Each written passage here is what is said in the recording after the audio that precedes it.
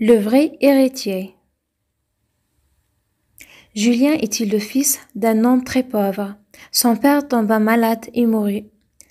Et le pauvre Julien était seul, tout seul. Julien était jeune, et un homme riche dit: « Pauvre enfant, vous avez perdu votre père et votre mère. Vous êtes orphelin, vous êtes seul au monde. J'ai pitié de vous. » Et l'homme riche plaça Julien dans une bonne famille, se chargea de son éducation, et quand il fut assez grand, il le plaça en apprentissage. Son apprentissage fini, Julien dit adieu à son bienfaiteur et partit pour son tour de France. 5 ans après, il arriva à la maison. Il avait beaucoup voyagé, il avait beaucoup travaillé. Mais il n'avait pas gagné beaucoup d'argent. Sa première pensée en arrivant dans sa ville natale fut d'aller faire visite à son bienfaiteur. Hélas, le pauvre homme était mort. Julien trouva tous les héritiers dans la maison. Il était tout furieux parce que leur oncle n'avait pas laissé une aussi grande fortune qu'il avait espérée.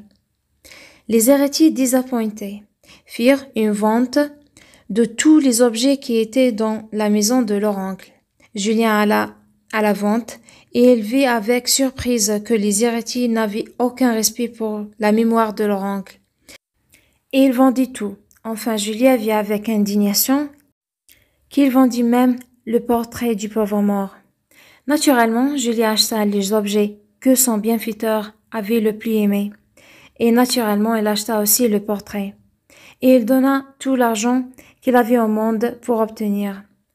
Il porta ce portrait dans sa chambre, sa misérable petite chambre, et le suspendit contre le mur par une petite ficelle. Mais la ficelle était vieille, le portrait était lourd, et bientôt la ficelle cassa, et le portrait tomba. Julien examina le portrait avec soin et trouva le cadre cassé. Il voulait réparer le cadre, et il vit quelque chose de curieux. Il examina le cadre de plus près et découvrit bientôt des diamants et un papier sur lequel son bienfaiteur avait écrit: « Je suis sûr que mes héritiers sont des ingrats.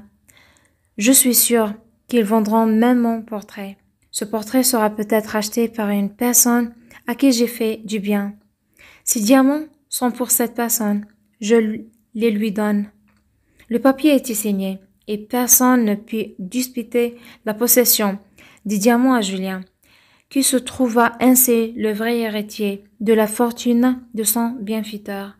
Elle était si riche qu'il pensa aux pauvres enfants de la ville, orphelins comme lui. Il construit une grande maison pour eux et il leur raconta souvent l'histoire du portrait de son cher bienfaiteur.